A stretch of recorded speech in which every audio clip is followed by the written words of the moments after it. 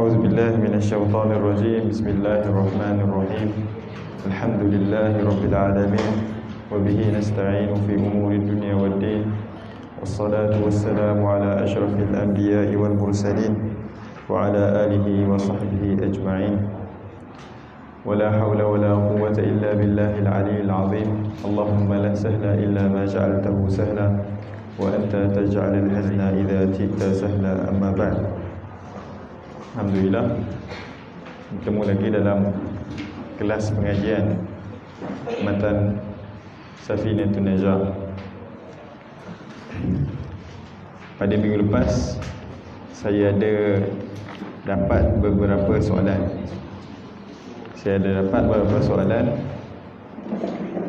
Daripada beberapa penanya lah. Lebih kurang dalam 4 soalan. InsyaAllah saya akan jawab. InsyaAllah kalau ada apa-apa soalan saya akan jawab pada waktu mula. Soalan pertama, Ustaz, tayamum hanya sah untuk satu solat sahaja. Bagaimana kalau solat jamak? Jawapannya, di dalam mazhab Syafi'i dibolehkan untuk kita bertayamum untuk solat jamak. Tidak ada masalah. Ustaz, mana dalilnya? Dalilnya yang pertama, tidak sebutkan di dalam satu kitab, nama dia Al-Bayanu fi Madhhabil Imam Syafi'i. Al-Bayanu fi Madhhabil Imam Syafi'i, yang ditulis oleh Imam Abil Husain Yahya Ibn Abi Khair Salim Al-Amrani Al-Yamani, yang meninggal pada tahun 558. Dia kata, wa in kana 'adiman lil ma' wa arada al-jam'i bainahuma bitayammumi fa fihi wajhan. Dengar elok perbahasan ni. Nanti sebab ini perbahasan yang ditanyakan ramai. Jika seorang itu tidak ada air, jika dia nak jamak dengan satu tayamum, ada 2 wajah dalam mazhab Syafi'i. Satu wajah disebutkan oleh Imam Syirazi, yang mana dia kata tidak boleh untuk mengumpulkan 2 solat, iaitu 2 solat fardu dalam satu tayamum, iaitu kita perlu untuk solat yang pertama tayamum, dan solat yang kedua kita kena tayamum. Ini pendapat yang bukan masyhur.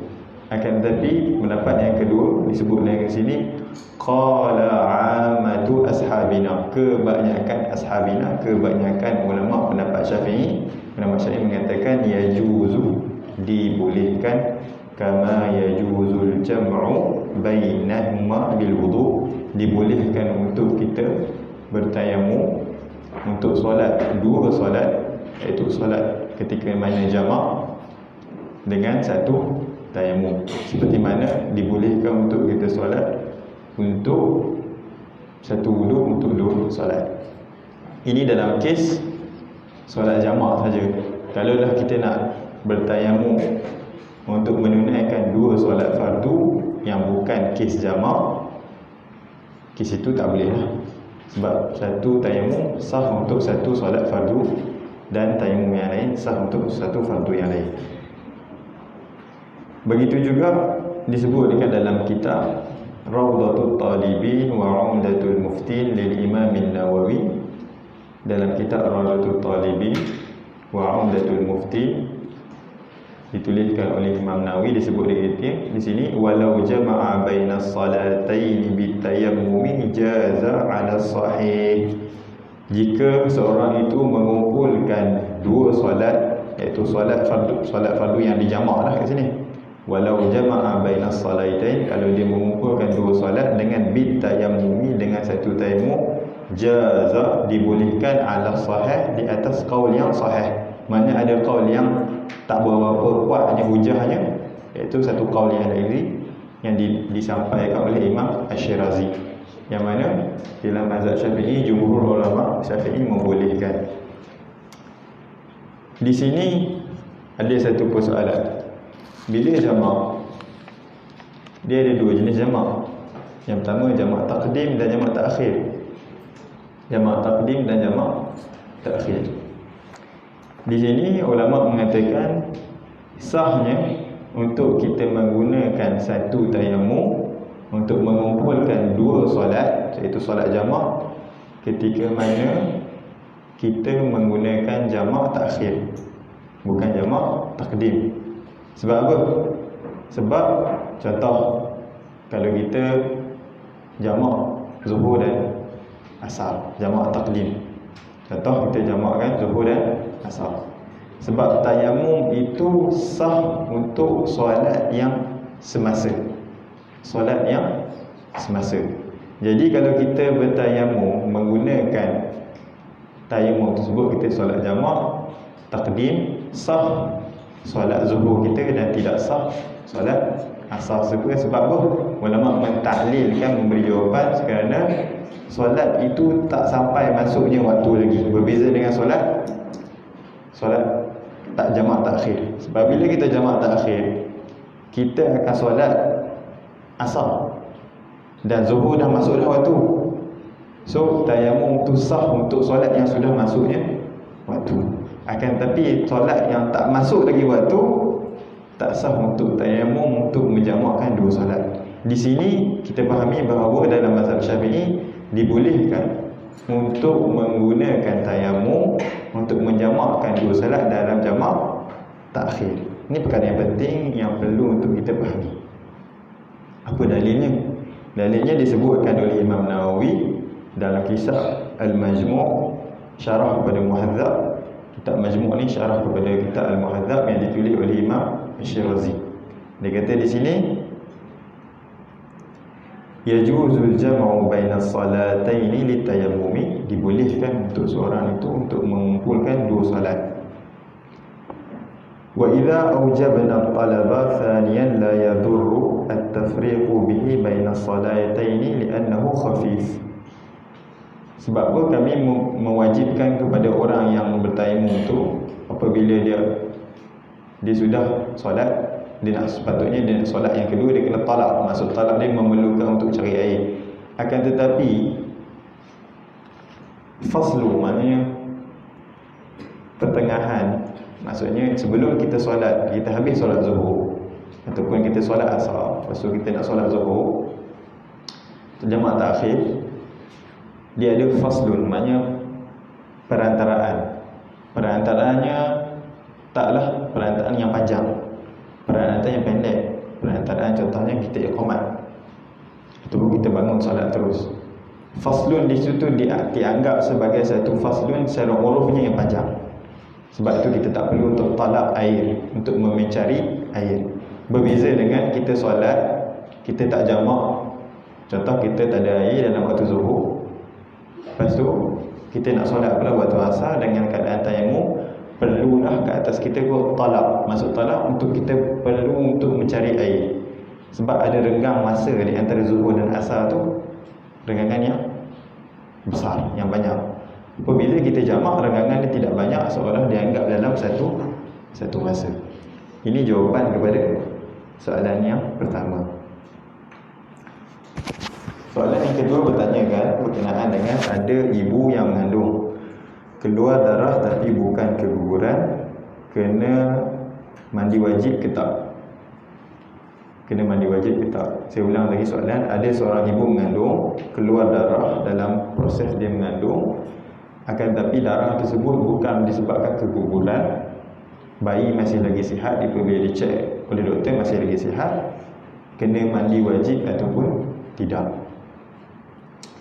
Jawapannya, jika benar seorang perempuan itu mengandung, kalau dalam kes ini kita kena cek adakah betul tu perempuan itu mengandung.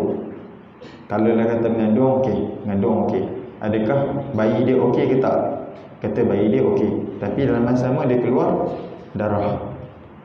Kalau betul-betul tahakkuk kalau perkara itu berlaku, maka darah tersebut dipanggil sebagai darah al-istihadah ataupun istilah yang digunakan oleh ulama darah fasid, darah istihadah ataupun darah fasid. Nanti antum semua, tuan-tuan semua nak baca kitab tinggi-tinggi, darah istihadah juga dikenali sebagai darah fasid ataupun darah al-istihadah. Oleh yang demikian, dia darah yang keluar tersebut bukanlah darah haid ataupun darah nifas ataupun darah yang wiladah yang menyebabkan seorang perempuan tersebut ke atasnya untuk mandi wajib, seperti mana kita dah belajar daripada fasa yang lepas.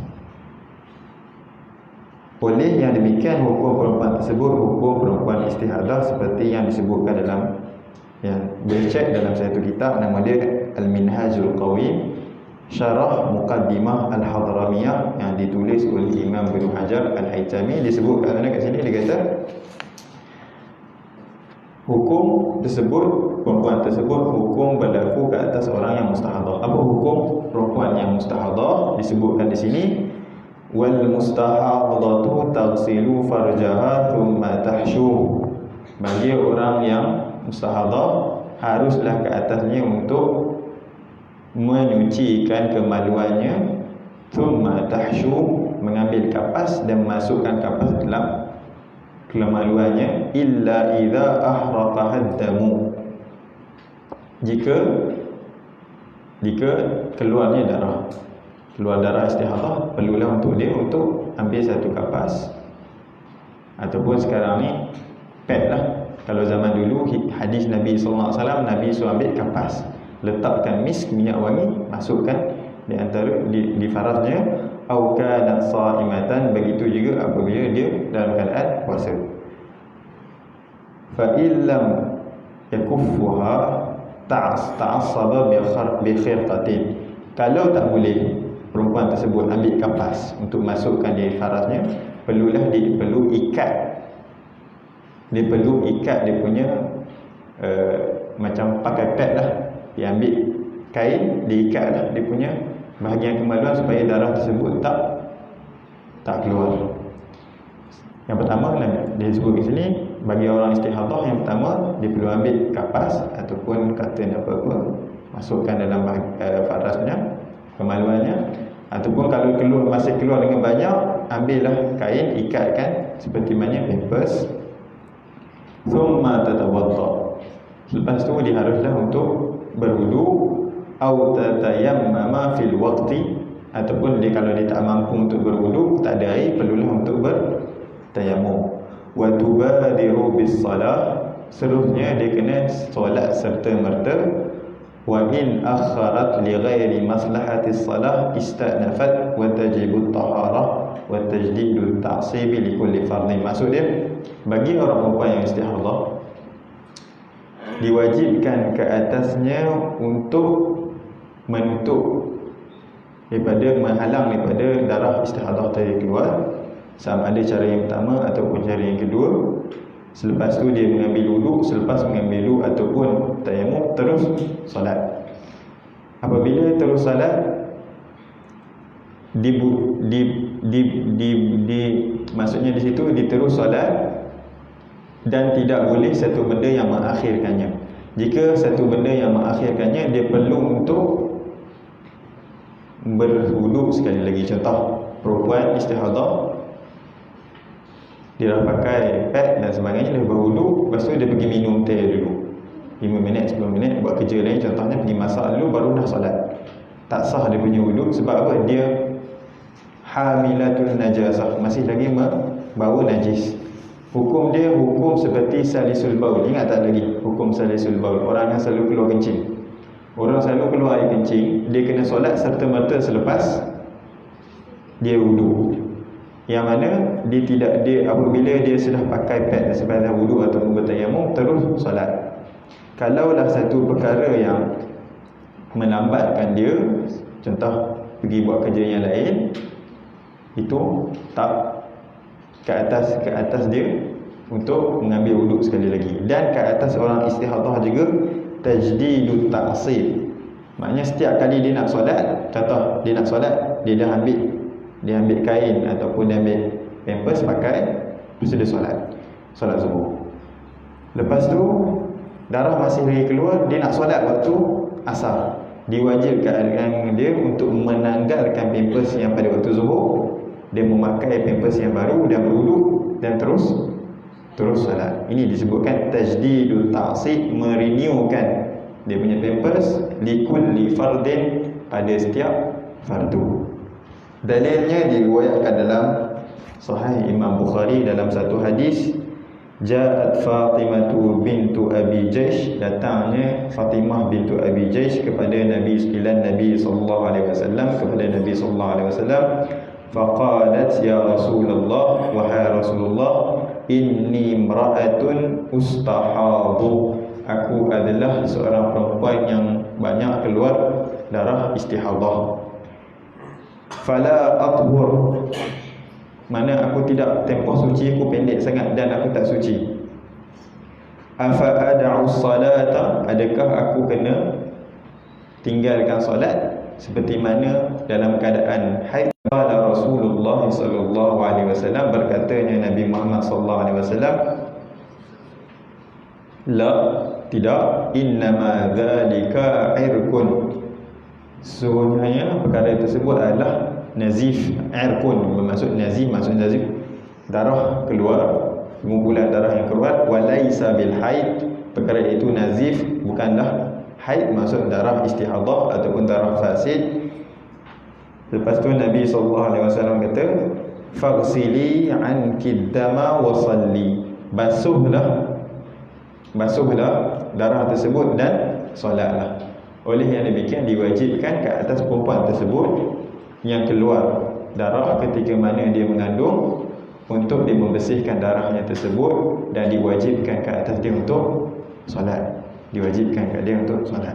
Akan tetapi berdasarkan hadis ini, ulama mengistinbatkan bahawa perempuan yang keluar daripada kemaluannya darah istihadah diwajibkan ke atasnya untuk solat dan membersihkan darah pada setiap waktu solat dan menukarkan dia punya pampersnya pada setiap waktu solat. Di sini ulama meletakkan kafiat bagaimana seorang perempuan apabila datangnya istihadah. Yang pertama disebut ini anta tawaddaa ba'da dukhuli waqti shalah. Yang pertama, perlulah seorang perempuan tersebut, yang pertama kafiat untuk orang perempuan datang istihadah ni, yang pertama anta tawaddaa ba'da dukhuli waqti shalah, dia perlu wuduk apabila masuknya waktu. Bila masuknya waktu terus wuduk. Yang kedua, antusalliya biwudu'iha fardan wahidan, yang mana wuduknya tersebut apabila dah masuk waktu dia berwuduk, wuduknya tersebut untuk perempuan yang istihadah sah untuk satu fardu sahaja. Tak boleh dia menggunakan wuduk tersebut untuk dua fardu. Akan tetapi wama tasya'u min nawafil, akan tetapi solat sunat tak kisah. Awak nak solat 5 atau 4, 2 dan sebagainya, tidak ada masalah. Seterusnya yang ketiga, an tanwiya bi wudu'iha istibahata faridatis salah, dan berniat dengan solat tersebut, dengan wuduk tersebut, an tanwiya bi wudu'iha, dengan wuduk dia tersebut, istibahati fardis salah, untuk membolehkan dia untuk solat, bukan untuk menghilangkan najis. Sebab orang yang darah istihadah, darah terus keluar, dia masih lagi, perempuan tersebut membawa najis, sebab darah adalah najis. Dia bukan niat untuk raf'ul hadas, mengangkat hadas, dia kena niat untuk membolehkan untuk dia solat, seperti mana tayamum contohnya. Kalau kita dalam keadaan hadas sangat, kita tak ada air untuk membuang hadas, kita niat untuk tayamum untuk istibahati fardis salah. Lianna wudu'aha ghaira haqiqiyin, sebab wuduk dia bukan wuduk yang hakiki. Sebab wuduk dia sebut fala yarfa'ul hadas, sebab wuduk dia sebut bukanlah mengangkat hadas. Walakin yusru syari'ati, sebabkan Allah tak menjadikan dalam syariat ni benda yang berat. Wa ma ja'ala 'alaikum minad dini min haraj, Allah tak datangkan dalam agama ni benda-benda yang berat. Allah membolehkan untuk kita untuk berwuduk, untuk membolehkan solat. Seterusnya yang keempat, antuwaliya bainal wudu'i was salah, harusnya ke atas perempuan yang istihadah tadi untuk terus menerus lepas wuduk terusnya solat. Ai an tusalliya ba'da al-wudu'i mubasharatan, harusnya untuk solat selepas wudu secara terus-menerus. Fa in akharatis salah, jika dia melambat-lambatkan solat selepas wudu, wa ja'alat bainaha wa bainal wudu'i fasilan dunal hajah, jika dia melambat-lambatkan solat menjadikan satu fasil, satu benda yang tengah di antara wudu dan solat, batula wudu'aha, batalnya wudunya, harus kat atas ni untuk wudu yang baru. Illa idza tayaqqanat annahu lam yakhruj minha damun, jika dia yakin bahawa darah dah berhenti. Waktu tu dia tengah wudu, lepas tu dia rasa yakin darah dah berhenti, bolehlah, sebab dia tak hamilatun lin najasah, tidak membawa najis. Kalau dia tak yakin, dia kena wudu terus menerus. Ini untuk apakah fasil di sini yang dianggap sebagai fasil, yang dianggap sebagai yang ada fasil yang boleh untuk perempuan tu, yang bertengah, perkara yang tengah yang dibolehkan untuk dia, yang dibolehkan untuk tak terbatalnya wudu, ada perkara yang tidak, yang batal. Disebut di sini wa amma in akhartaha li amrin yata'allaqu bi maslahati salah, jika dia wudu lepas tu dia ada satu fasa tu dia tak solat terus, ada benda yang dibolehkan. Contohnya kalau besi siap, contoh dia wudu lepas tu dia pakai baju, contohnya 1 minit, contohnya setengah minit. Di antara wudu dan pakai baju tu dengan nak solat tu ada masa fasil yang tengah-tengah. Kat situ tak ada masalah, sebab itu masih lagi masuk dalam lingkungan maslahatis salat, maslahat untuk solat. Tak ada masalah. Kalau pergi minum teh, basuh baju ke, pergi masak dulu kat dapur, tu tak boleh. Begitu juga wa dhahabi ila masjid, contoh perempuan yang tengah istihadah, contohnya istihadah waktu bulan puasa, contoh dia nak pergi solat tarawih, dia dah sembit solat, lepas tu dia nak angkat kereta pergi solat tarawih di masjid. Tidak ada masalah, sebab solat tarawih tak ada masalah, sebab dia nawafil. Sebab di antara dia ambil wudu dengan nak pergi masjid tu, naik kereta dan sebagainya, nak sampai ke masjid tu tak ada masalah, walaupun fasil dia lama, contoh 10 minit, 15 minit, sebab dia fasil dia berkenaan dengan solat. Bukan kita yang kata pergi minum teh tu tak ada hubungan langsung dengan solat.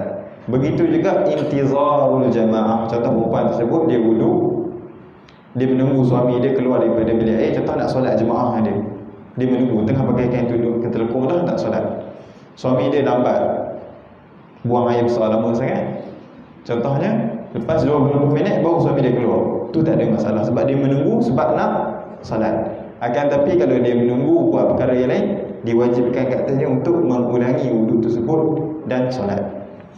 Ini untuk soalan yang pertama dan kedua. Ada soalan yang ketiga bertanyakan tentang seperti yang telah disebutkan dalam bahawa niat adalah rukun pertama dalam solat, manakala takbir rukun kedua dalam solat, sedangkan pula tertib adalah rukun terakhir. Persoalannya, jika kita berniat, adakah tidak melakukan tertib? Maksud, niat adalah rukun pertama, takbir rukun yang kedua, tertib rukun yang terakhir. Maksud tertibnya, tertiblah, tidak mendahulukan, tidak mengakhirkan. Apabila kita niat, kita niat dengan takbir kan, Salli fardhu dhuhri 4 rakaatin ma'mum lillahi Allahu akbar, betul kita niat kan, seolah-olah kita menyamakan niat dengan takbir, seolah-olah tak ada padanya tertib, Soalan ini soalan yang bagus, sebab niat dalam mazhab Syafi'i kita ada 2 jenis. Sebab perkara ini ada khilaf, saya terangkan secara basic. Ada 2 jenis. Yang pertama dipanggil istihdarul urfi lin niyah, menghadirkan niat secara uruf, dengan menghadirkan istihdar urfi lin niyah, menghadirkan niat itu secara uruf. Yang kedua istihdarul haqiqi liniyah, menghadirkan niat tu secara hakikat. Apakah Ustaz? Apakah yang dimaksudkan istihdarul urfi, menghadirkan uruf, niat tu secara uruf? Disebut di sini di dalam kitab Kashifatus Sajah Syarh Safinatun Najah yang ditulis oleh Imam Nawawi Al-Bantani. Dia kata istihdarul urfi ay yastahdira hay'atas salati ijmalan bi ay yaqsidaha fi'laha wa yu'ayyinaha min dhuhrin aw 'asrin wa yanwil fardiyah. Maksudnya istihdar urfi ini dia kena beza. Sebelum kita solat, kita kena istihdar urfi dulu. Sebelum kita takbiratul ihram, kita kena niat salli fardhu dhuhri arba'ah raka'atin, fardhu dhuhri arba'ah raka'atin ma'muman lillahi ta'ala. Contoh. Itu maksud istihdar urfi. Sama ada kita talaffuz ataupun kita sebut hati lah, tak ada masalah. Sebelum kita takbir, itu maksud istihdar urfi. Maksud istihdar urfi, kita menghadirkan bagaimana hay'ah solat, macam mana keadaan solat. Kita nak solat zuhur, kita nak zuhur, kita yang pertama kita kena hadirkan keadaan solat. Maksudnya solat tu kita takbir, kita sujud, kita rukuk. Dalam masa sama kita niat usalli sebut yang kita ngaji tu. Bila benda yang fardu kita sebut usalli. Kita kena sebut apa lagi? Fardu. Kita sebut ta'yin sama ada zuhur, asar dan sebagainya. Ni istihdar, ni panggil istihdar urfi. Kita istihdar secara uruf. Maksud secara uruf kita kata semua sebut dalam hati. Lepas kita istihdar urfi, kita kena istihdar hakiki. Maksud istihdar hakiki ay yastahdira fi dhinihi dhat as-salati ay arkani 13 allati min jumlatiha an-niyyah wa ma yajibu ta'arrada lahu fiha tafsilan bi an yaqsida kull ruknin bi dhatihi. Yang pertama istihdar urfi, yang kedua al-muqaranah al-urfi, muqaranah al-haqiq al-urfiyah, bukan istihdar al-haqiqiyah. Yang pertama istihdar urfi, yang kedua muqaranah al-urfiyah. Yang maksud muqaranah al-urfiyah ni disebut dengan sini ayyaqrina hadzal mustahdiri ijmalan bi ay juz'in min ajza'i takbirah. Maksudnya apa maksud muqaranah? Al-qarn ni dalam semasa. Maksud semasa kita takbir, kita kena niat sahaja aku niat solat tersebutlah yang kita niat tadi.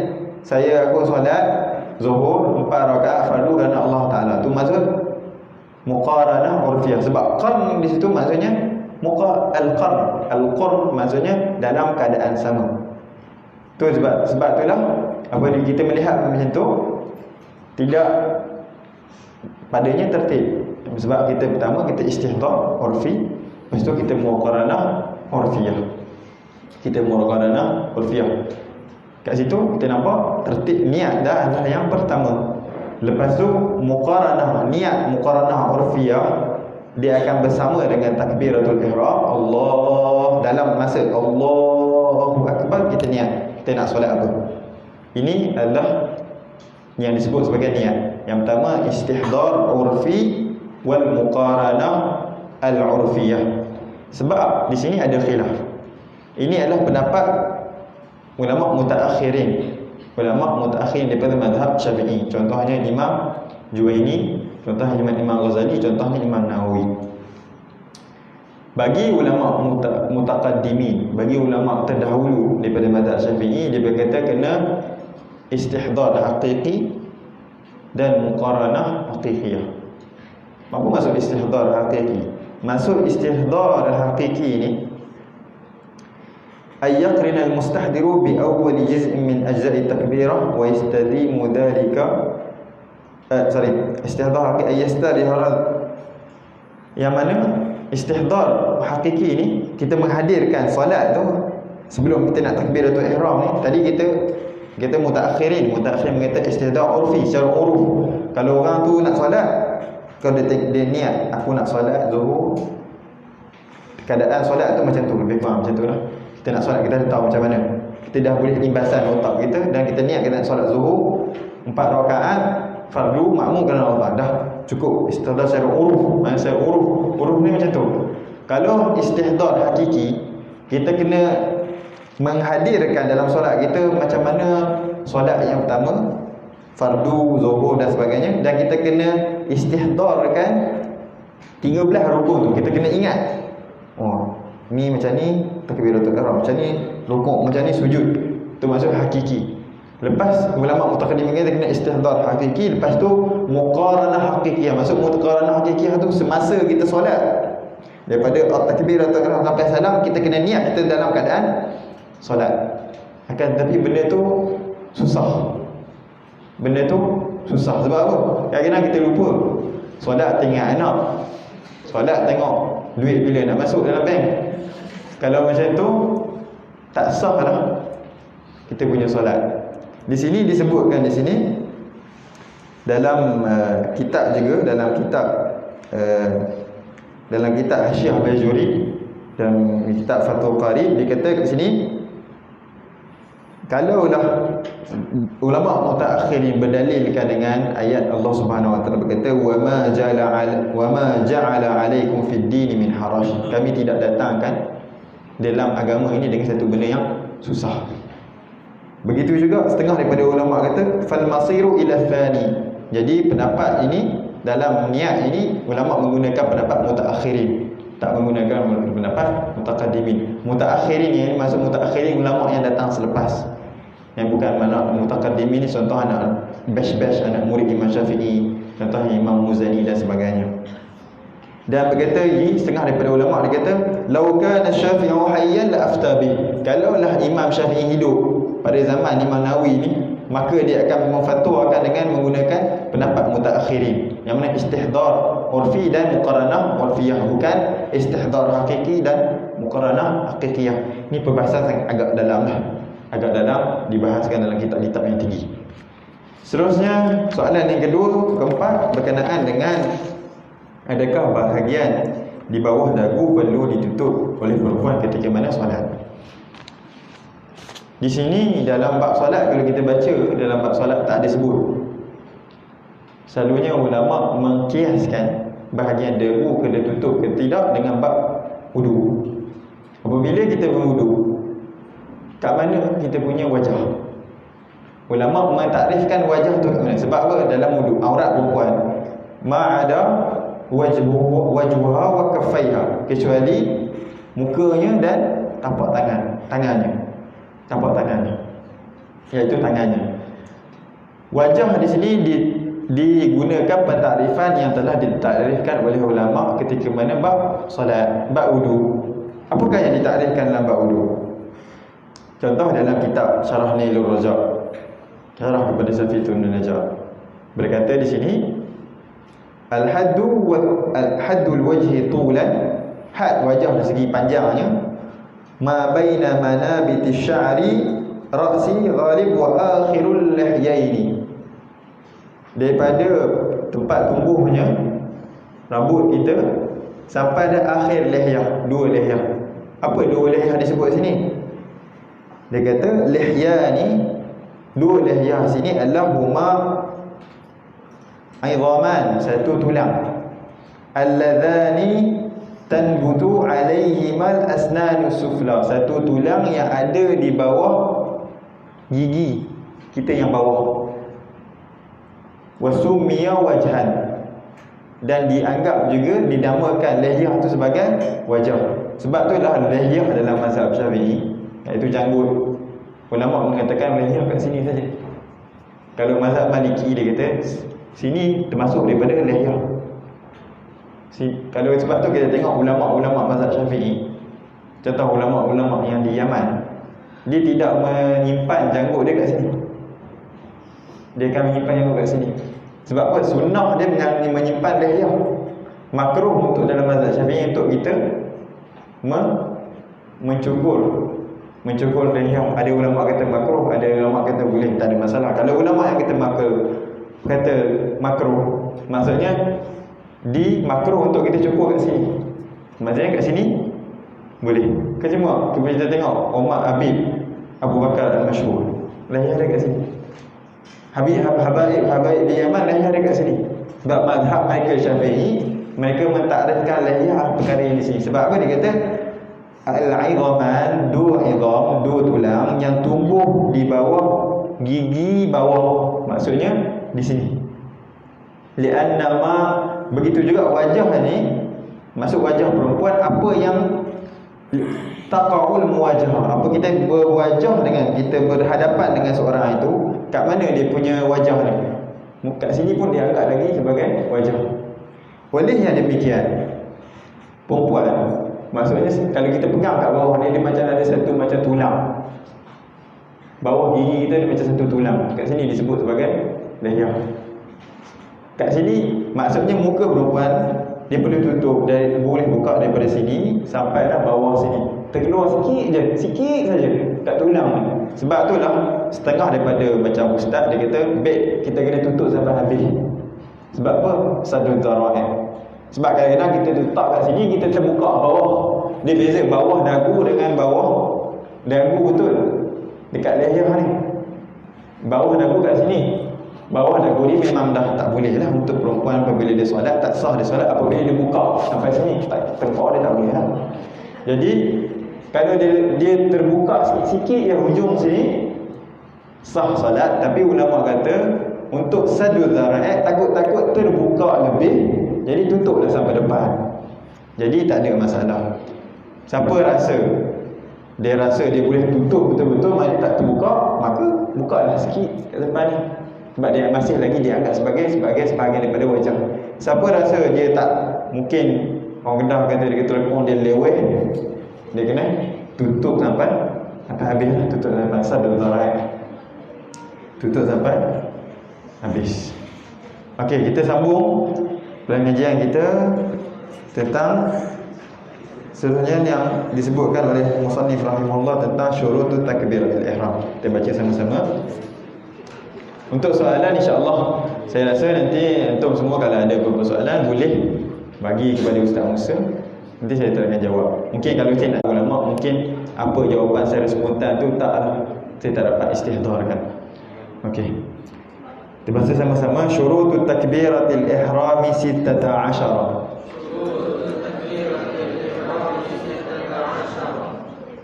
An taqa'a halatal qiyam fil fardhi wa an takuna bil arabiyyati wa an takuna bil lafzil jalalah wa bil lafzi akbar wa tartibu bainal lafzaini wa alla yamudda hamzatal jalalah wa adamu maddi ba'i akbar wa alla yushaddidal ba'a wa alla yazida wawan sakinatan aw mutaharrikatan bainal kalimatain wa alla yazida wawan qabla al-jalalah wa alla yaqifa baina kalimatay takbiri waqfatan tawilatan wala qasiratan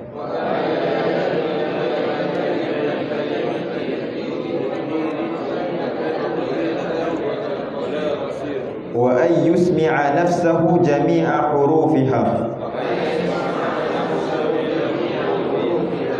wa dukhulul waqti fil muaqqati wa iqa'uha halal istiqbali wa an la yukhilla biharfin min hurufiha wa ta'khiru takbiratil ma'mumi an takbiratil imami.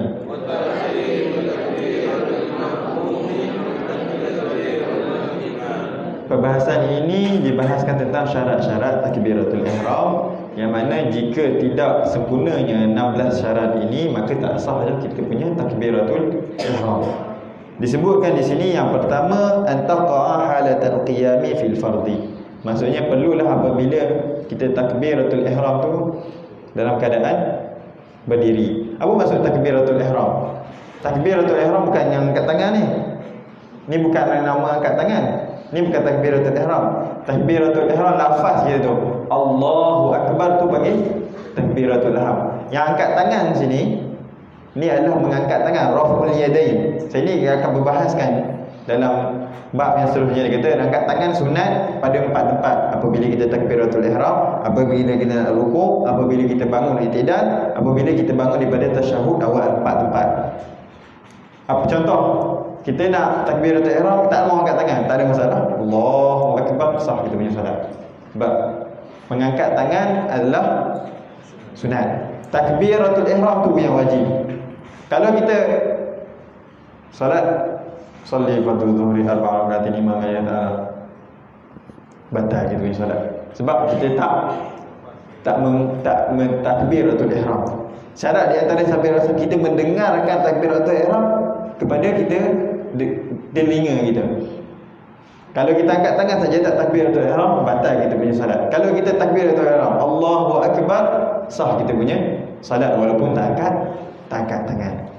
Syarat dia tahu, dia kata antaqa'a halatul qiyami fil fardi, perlulah apabila kita nak kata Allahu akbar dalam solat fardu, maksudnya solat zuhur, asar, maghrib dan sebagainya, perlulah dalam keadaan berdiri. Bagi orang yang mampu lah.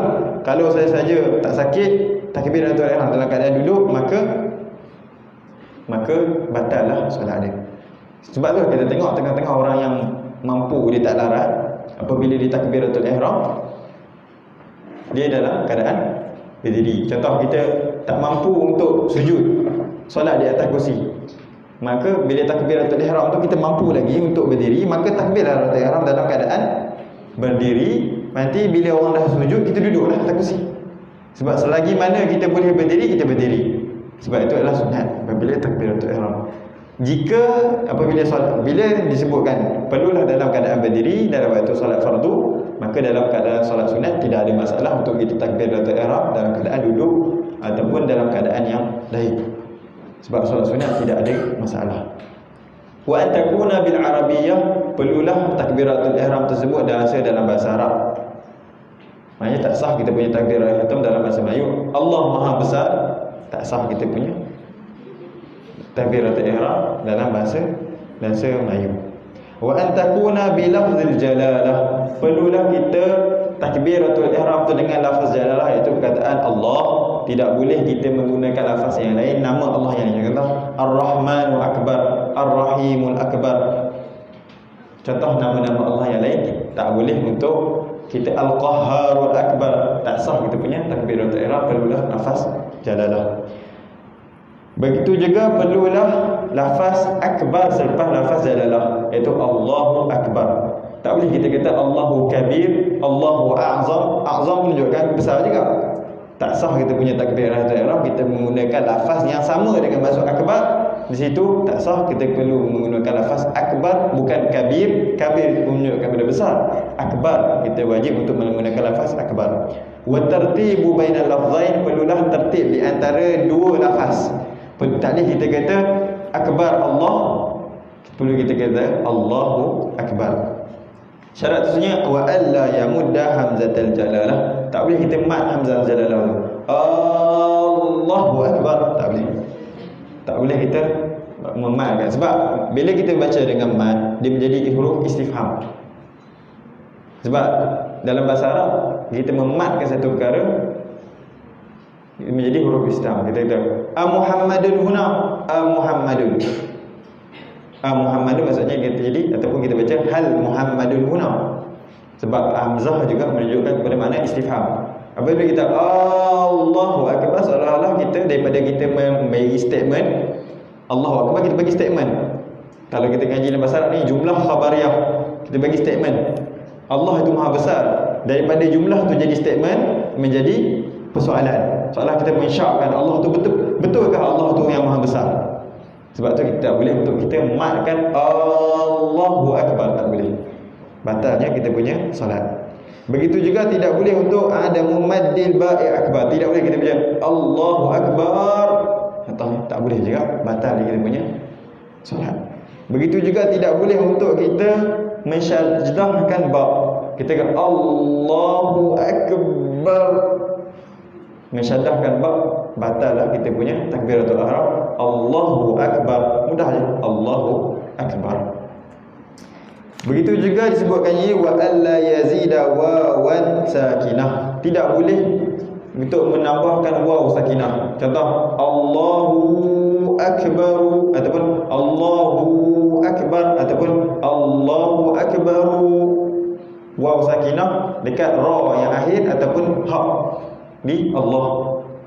Ha dhammah pada Allah ataupun tambah ra pada akbaru. Tidak boleh Allahu Akbar. Tak salah kita kata Allahu Akbar ataupun Allahu Akbar, tak ada masalah. Kita nak baca baris belakang, jangan kata Allahu Akbaru saja, tu tak boleh. Allahu Akbar ataupun Allahu Akbaru sebab kita hidupkan baris, tak ada masalah. Tapi kalau Allahu Akbaru dengan tambah satu mat, tak boleh. Au mutaharrikatan baina kalimat, au mutaharrikatan bainal kalimatain, menambah satu mutaharrikah.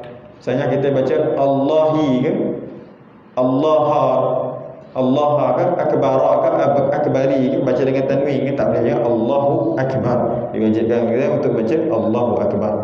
Wa alla yazida wawan qabla al-jalalah, tidak boleh untuk menambah waw sebelum lafaz jalalah. Jadi kita Wallahu Akbar, tak boleh. Sebab kita tambah waw itu jadi qasam, masuk qasam, sumpah. Demi Allah itu yang maha besar, tak boleh. Kita kata Allahu Akbar. Begitu juga wa alla yaqifa bainal kalimatai at-takbir waqfatan tawilatan wala qasirah.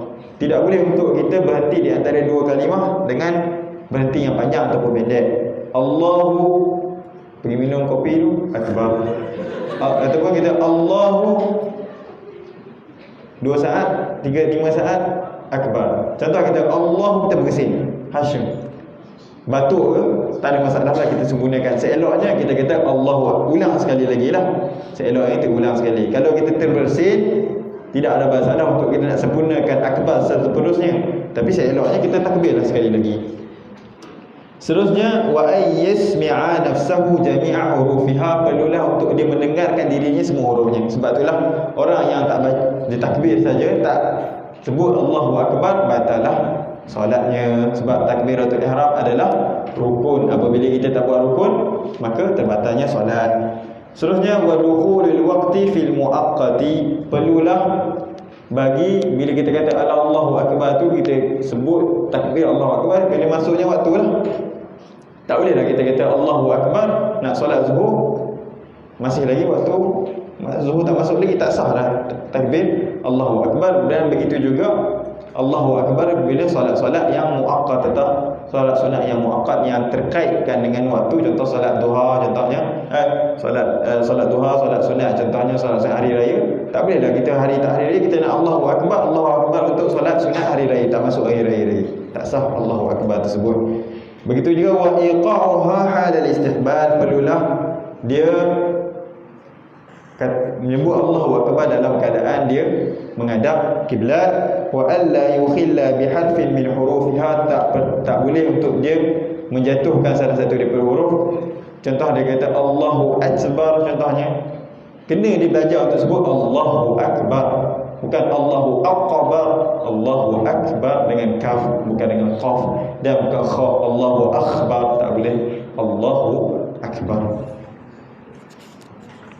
Begitu juga wa ta'khiru takbiratil ma'mumi 'ani takbiratil imam, diwajibkan ke atas makmum untuk melambatkan takbirnya sebelum takbir imam. Seterusnya kita masuk dalam fasal seterusnya menerangkan tentang syarat-syarat Fatihah. Kita baca sama-sama tuan-tuan dan puan-puan. Syurutul Fatihati 'asharatun. At-tartibu wal muwalatu wa mura'atu hurufiha wa mura'atu tashdidatiha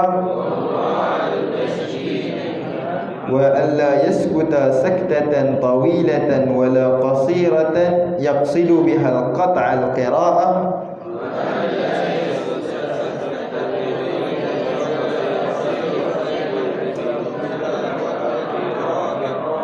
wa qira'atu kulli ayatiha Wa minhal basmalatu, tak ada dalam nuskah. Tak apa. Wa adamul lahnil mukhilli bil ma'na wa an takuna halatal qiyami fil fardi wa an yusmi'a nafsahu al qira'ata wa an la yatakhallalaha dhikrun ajnabiyyun. Pasal ini menerangkan berkenaan syarat-syarat Al-Fatihah. Yang ada pada syarat-syarat Fatihah ini adalah 10, iaitu yang pertama adalah at-tartib. Yang maksud at-tartib di sini maksud bi ayyatiyal musalli biha ala an-nizamil ma'luf. Maksudnya perlulah orang baca Fatihah tu dengan ayat-ayatnya yang telah diletakkan. Tak boleh kita kata Ar-Rahmanir Rahim Alhamdulillahirabbil alamin. Kita kata Alhamdulillahirabbil alamin Bismillahirrahmanirrahim. Tak boleh. Kita kena baca Bismillahirrahmanirrahim ayat yang pertama di dalam mazhab Syafi'i. Kedua Bismillahirrahmanirrahim Alhamdulillahirabbil alamin. Kita boleh untuk mengawalkan ayat yang pada selain daripada tempatnya. Itu maksud at-tartib. Seterusnya al-muwalatu. Maksud al-muwalatu di sini al-muwalatu baina kalimatiha bi alla yafsila baina syai'aini minha wa ma ba'dahu bi fasilin. Contoh kata alhamdulillahirabbil alamin ar-rahmanir rahim. Kena muwalat. Maksudnya ar-rahmanir rahim. Tak boleh nak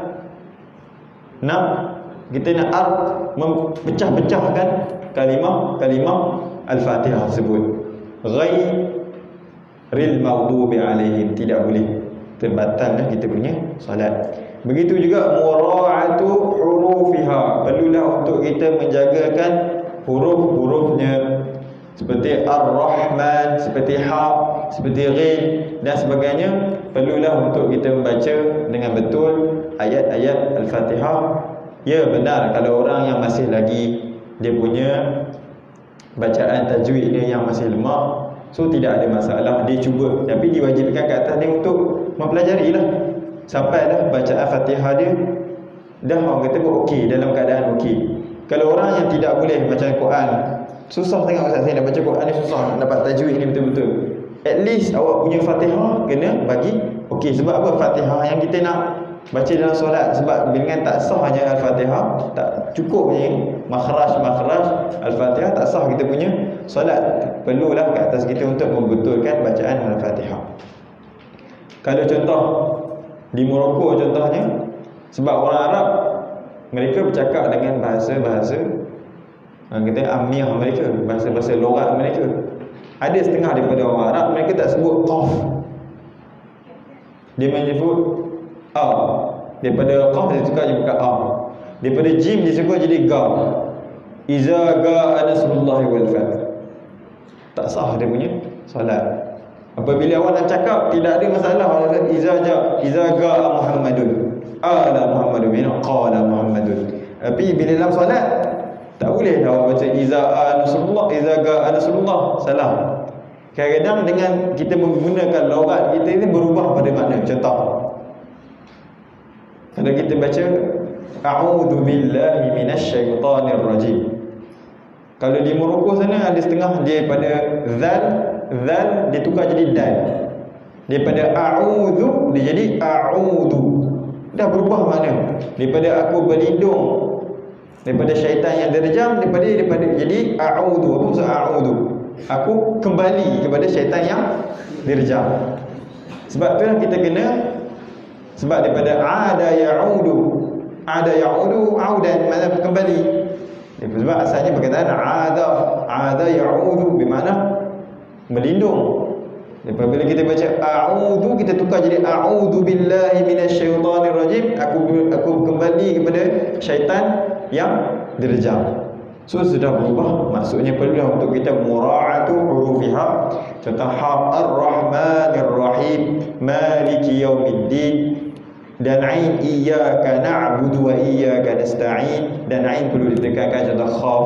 Begitu juga kita perlu untuk kata kita, kalau cara orang Melayu kita tak kadang-kadang susah bagi kita macam zal dengan zai contohnya, sad dengan ta, sa dan sin, berbeza benda-benda tersebut. Perlu untuk memarasah, perlu untuk kita praktis, belajar daripada ustaz-ustaz yang mengajar Al-Quran dan tajwid. Sudah mura'atu tasydidatiha, kena meraihkan tasydid yang ada dalam Al-Quran, dalam Al-Fatihah. Contohnya Ar-Rahman, Ar-Rahim akan disebutkan dalam perbahasan yang seterusnya. Wa alla yaskuta saktatan tawilatan, yang mana wala qasiratan yaqsidu biha qat'al qira'ah, yang mana terbatalnya kita punya Fatihah jika kita berhenti dalam satu saktah, berhenti daripada bacaan yang lama, yang mana apabila kita niat untuk membatalkan kita punya bacaan. Contoh kita terberhenti sebabkan bersin contohnya, tidak ada masalah. Contoh kita alhamdulillahi rabbil alamin, kejap misalnya berhenti dalam satu saat, tapi bukan kita nak berhenti pun kita telan air dia contohnya, sebab bismillah dah tarik, dah jadi taranum dah. Lepas tu alhamdulillahi rabbil alamin, telan air dia. Ar-Rahmanir Rahim, tak ada masalah. Sebab kita tak berniat untuk qat'al qira'ah, untuk membatalkan bacaan. Kalau kita kena niat dah alhamdulillah rabbil alamin, dah niat, dah fikir dah macam mana apa aku nak makan lepas ni, KFC contohnya, kita dah potong daripada bacaan kita, terbatal kita punya solat. Kita punya solat itu sebab tak sempurnanya Fatihah. Wa qira'atu kulli ayatiha, kenalah untuk kita baca semua ayat Al-Quran, termasuknya Fatihah itu basmalah. Di dalam mazhab Syafi'i, Bismillahirrahmanirrahim adalah satu ayat daripada ayat surah Al-Fatihah. Yang mana sebab kalau dalam mazhab yang lain, contohnya mazhab Maliki, dia tidak menganggap Bismillahirrahmanirrahim adalah salah satu daripada ayat Al-Fatihah, sebab hadis yang diriwayatkan oleh Nabi sallallahu alaihi wasallam diriwayatkan dalam berbagai jenis riwayat. Ada sahabat meriwayatkan secara makna, ada sahabat meriwayatkan secara lafaz, dan ada hadis yang menunjukkan kepada yang mana umum. Contoh hadis Nabi sallallahu alaihi wasallam, la salata liman lam yaqra' bi Fatihatil Kitab, tidak ada padanya solat barang siapa yang tidak membaca Fatihah. Di situ ulama membahaskan, adakah Fatihatul Kitab, Fatihah Al-Quran tu termasuk bismillah ataupun tidak. Ada dalam hadis, dalam asar. Maksud asar ni kalam-kalam sahabat, bukan hadis lah. Maksud asar ni kalam-kalam sahabat. Yang mana Anas bin Malik dia kata, sallaitu wara'a Abi Bakr wa Umar wa Uthman wa Ali wa hum la yaftatahuna al-Fatihah bi bismillahirrahmanirrahim. Mereka aku solat belakang Abu Bakar dan Umar dan sebagainya, mereka tidak baca bismillah. Dan ulama Syafi'i merajahkan dalil-dalil yang lain. Oleh yang demikian, contoh kalau kita solat dalam seorang tu dalam belakang imam dalam mazhab Maliki contohnya, dia tidak berbismillah dengan bismillahirrahmanirrahim. Apabila kita baca selepas surah tu, bacaan apabila surah lazim, kita bacalah dengan bismillahirrahmanirrahim. Okey. Sebab tu disebut ni wa minhal basmalah, di antara Fatihah itu adalah bismillah. Dalam mazhab Syafi'i, bismillah itu adalah salah satu daripada ayat Al-Fatihah dan salah satu daripada ayat daripada surah An-Naml. Bismillahirrahmanirrahim salah satu daripada surah Fatihah dan salah satu daripada pertengahan ayat surah An-Naml. Begitu juga wa adamul lahnil mukhilli bil ma'na, yang mana tidak boleh untuk kita baca dengan qiraat yang dapat mengubah makna. Contoh a'udzu billah jadi a'udzu. Contoh dalam lain kita baca Bismillahirrahmanirrahim, kita nak tambah kita punya kemerduan tu, kita tambah Ar-Rahmanirrahim, dia jadi sedap, tapi berubahnya tak kena pada tajwid. Sebab bila benda yang dua huruf, dua harakat, dua mat daripada dua harakat, perlu kita baca dengan dua harakat. Apa yang 5 harakat kita baca 5 harakat, 6 harakat perlu 6 harakat. Wa an takuna halatul qiyam fil fardhi perlulah kita baca Al-Fatihah dalam keadaan kita berdiri ketika mana solat fardu, menunjukkan bahawa solat sunat dibolehkan untuk kita membaca Al-Fatihah dalam keadaan kita duduk ataupun sebagainya. Wa ayyusmi'a nafsahu al-qira'ata, yang mana diwajibkan atas seorang tu bila dia baca perlu mendengarkan dirinya. Tak perlulah untuk mendengarkan orang lain, perlu paling kurang untuk mendengarkan dirinya. Kalau di solat jadi imam perlulah mendengarkan orang lain. Seterusnya wa alla yatakhallaha dhikrun ajnabiyyun, tak boleh kita baca Fatihah dengan kita punya bahasa, dan kita punya ataupun bahasa, contoh baca Fatihah dalam bahasa Melayu, ataupun contoh orang Pakistan, contoh orang India, dia tak boleh sebut perkataan Allah, dia akan sebut Allah, contoh lebih kurang macam tu. Perlulah untuk dia belajar untuk menyebut bagaimana perkataan Allah dengan betul. Allah tak boleh juga. Perlu untuk zikr ajnabi setengah daripada contoh orang Pakistan, orang India, dia tak boleh untuk menyebut perkataan Allah secara jelas, ataupun orang Bangladesh saya pernah jumpa. Jadi perlulah untuk dia untuk belajar bagaimana untuk menyebutkan lafaz Allah contohnya dengan betul. Seterusnya pembahasan membentangkan tentang syaddah-syaddah yang ada dalam Al-Fatihah, yang mana perlu untuk kita memperhatikan syaddah-syaddah ini, memberi haknya dalam pembacaan Al-Fatihah. Kita baca sama-sama. Faslun Tashdidatul Fatihati 14. Bismillahi fawqal lami, Ar-Rahmani fawqal ra'i, Ar-Rahimi fawqal ra'i, Alhamdulillahi fawqa lamil jalalati, Rabbil alamin fawqal ba'i, Ar-Rahmani fawqal ra'i, Ar-Rahimi fawqal ra'i, Maliki yawmiddini fawqad dali, Iyyaka na'budu fawqal ya'i, wa iyyaka nasta'inu fawqal ya'i, Ihdinas siratal mustaqima fawqas sadi, Siratal ladzina fawqal lami, أنعمت عليهم غير المغضوب عليهم ولا الضالين فوق الضاد واللام.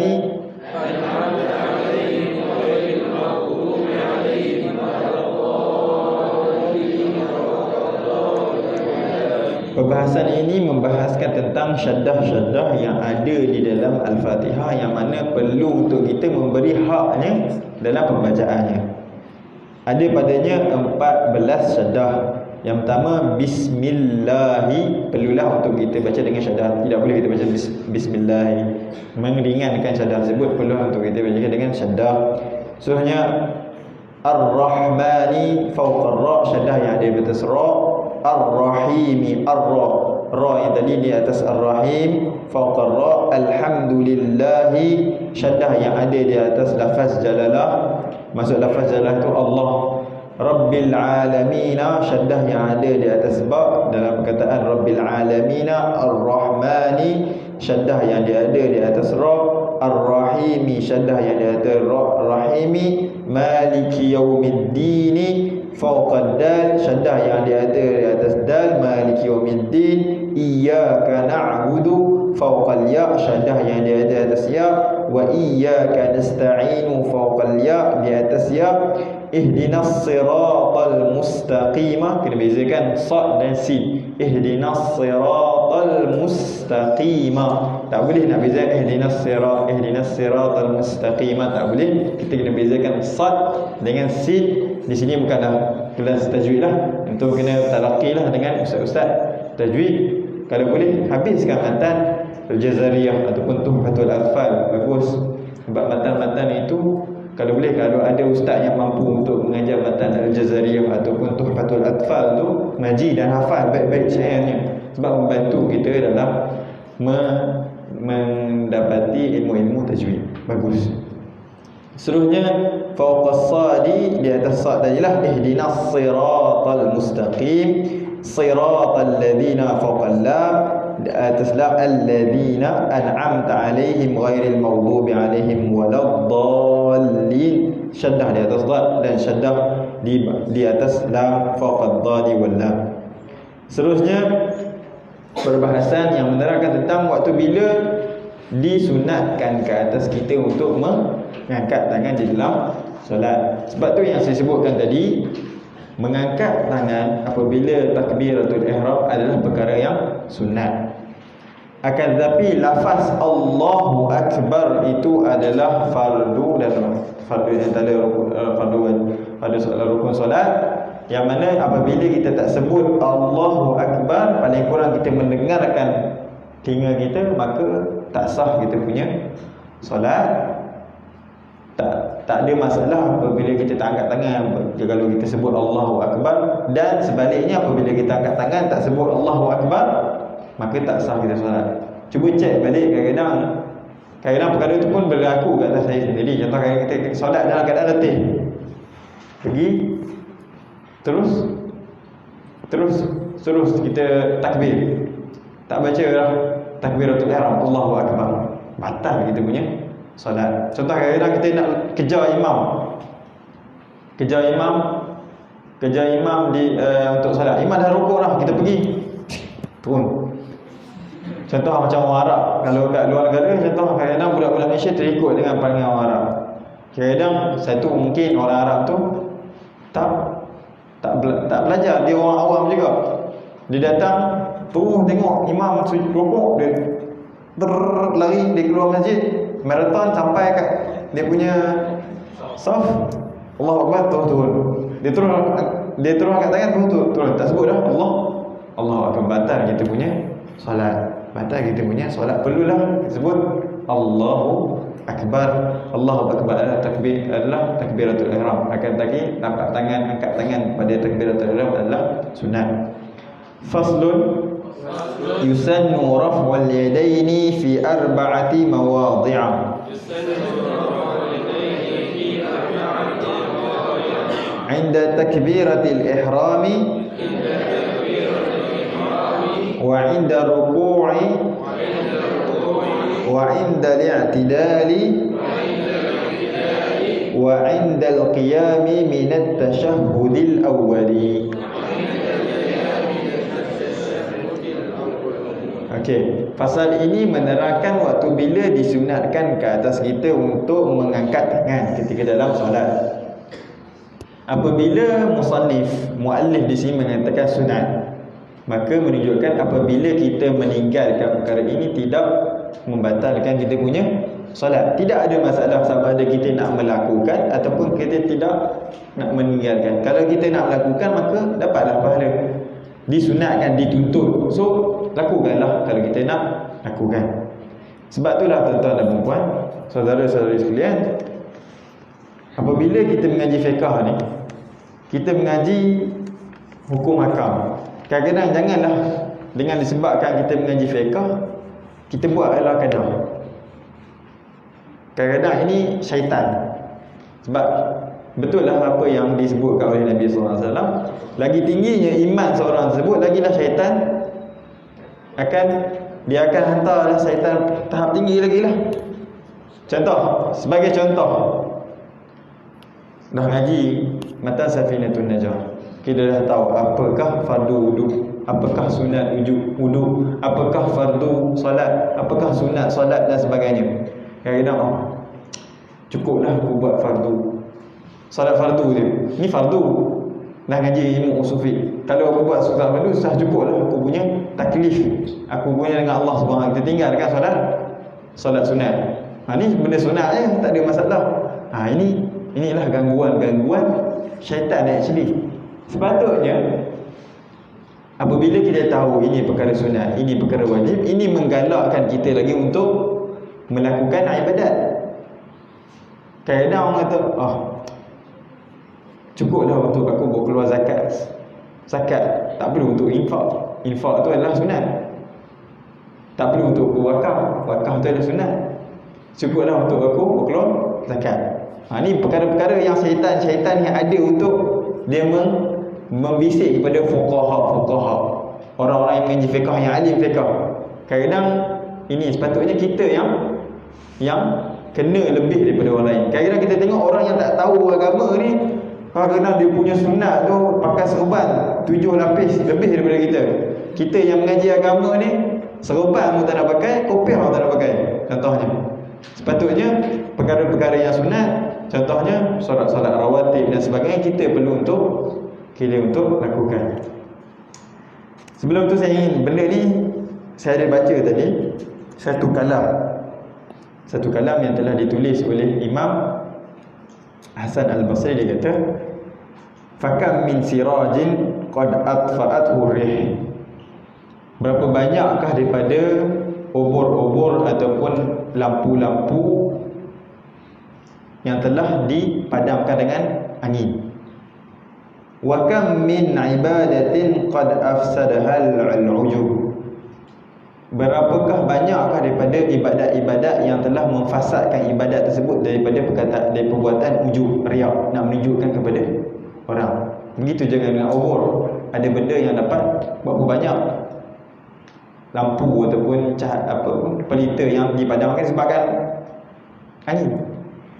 Dia kata lagi, wa kam min salikin qad abta'a bihi as-sayru aw tawaqqafa fi muntasifit tariq.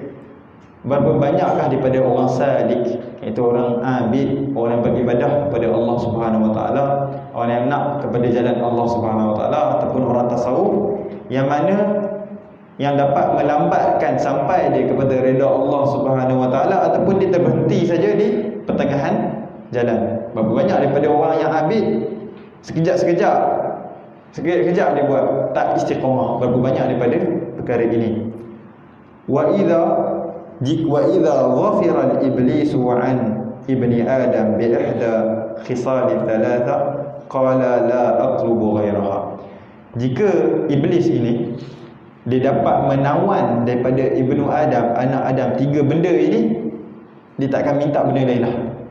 Dia tak akan minta benda lain lah. Apakah perkara yang pertama disebut dia pertama? Yang pertama, i'jabu nafsih. Apa maksud i'jabu nafsih? Bangga dengan diri sendiri, tunjuklah kau. Sebab tu ni lah penyakit yang sangat sakit. Kadang-kadang ulama sendiri pun, orang yang alim sendiri pun ada banyak ujub. Nas'alullah ta'ala ayyarzuqana al-ikhlas. Kita kena doa dengan doa tu. Nas'alullah ta'ala ayyarzuqani, saya sendiri, ayyarzuqani al-ikhlas fil amal. Semoga Allah Subhanahu Wa Ta'ala merezekikan kepada aku ikhlas dalam beramal, bukanlah untuk ujub, untuk menunjukkan diri kepada orang lain. Yang kedua, istiktsaruhu fil amal, memperbanyakkan istiktsaruhu amalah, memperbanyakkan amalannya untuk keajaiban, untuk ujub, untuk menunjukkan kepada orang lain. Wa nisyanuhu dzunubah, kalau melumpuhkan dosa-dosanya. Apabila kita beramal banyak, kita rasa kita dah tak ada. Kalau syaitan dia tahu 3 benda ni, dia tahu kita ni ada sifat ujub, kita ada sifat nak membanyakkan amalan untuk menunjukkan kepada orang, dan kita ada sifat kita rasa kita tak berdosa. Cukuplah, syaitan kata, cukuplah anak Adam, kalau ada benda ni aku tak minta benda lain lah, cukuplah benda ni untuk aku menyimpangkan orang tersebut. Berapa banyak daripada orang yang solat masih lagi 24 orang. Berapa banyak daripada orang yang solat masih lagi duk mengata orang, masih lagi ta'ajub, masih lagi riak, masih lagi tak ikhlas. Sebab itulah kita kena doa, nas'alullah ta'ala ayyarzuqana al-ikhlasa fil amal. Lepas tu, ustaz, saya tak perlu solat lah. Saya kena solat juga. Jadikan solat kita sebagai inna salata tanha 'anil fahsya'i wal munkar. Solat yang betul, solat yang dapat menghalang kita daripada fahsya' dan munkar. Disunatkan mengangkat tangan pada 4 perkara. Yang pertama, tanda takbiratul ihram, ketika mana takbiratul ihram. Ketika mana kita takbiratul ihram. Kalau kita tak angkat tangan pun tidak ada masalah, tidak membatalkan kita punya solat, akan tapi lafaz takbiratul ihram adalah rukun. Yang kedua, wa indar ruku', ketika mana kita nak rukuk. Apabila kita rukuk disunatkan kita kata Allahu akbar, mengangkat tangan. Apabila kita nak rukuk, kalau kita tak nak buat pun tidak ada masalah, akan dituntut. Soalnya wa indal i'tidal, selepas apa maksud i'tidal? Selepas kita rukuk, kita bangun qiyam, bangun daripada rukuk ni dipanggil sebagai al-i'tidal. Dan yang keempat, wa indal qiyami minat tasyahhudil awwali, apabila kita bangun daripada tasyahud yang pertama, disunatkan ke atas kita juga untuk mengangkat tangan. Seterusnya, faslun syurutus sujudi sab'ah, ay yasjuda ala sab'ati a'dha'in wa an takuna jabhatuhu makshufatan والتحامل برأسه وعدم الهوي لغيره وألا يسجد على شيء يتحرك بحركته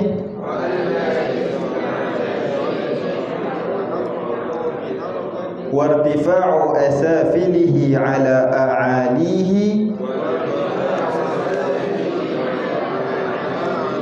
والطمأنينة فيه خاتمة أعضاء الوضوء سبعة الجبهة وبطون الأصابع الكفين والركبتان وبطون أصابع الرجلين. Perbahasan ini membahaskan tentang syarat-syarat sujud, yang mana tak akan sempurnanya kita punya sujud apabila tidak penuhnya, tidak mencukupinya syarat-syarat ini. Yang pertama, ayyasjuda ala sab'ati a'dha, perlulah untuk kita sujud di atas 7 anggota. Cuba tengok khatimah yang bawah tadi, yang last kita baca a'dha sujud sab'ah, yang 7 anggota. Yang pertama apa dia? Jabhah, kita punya dahi.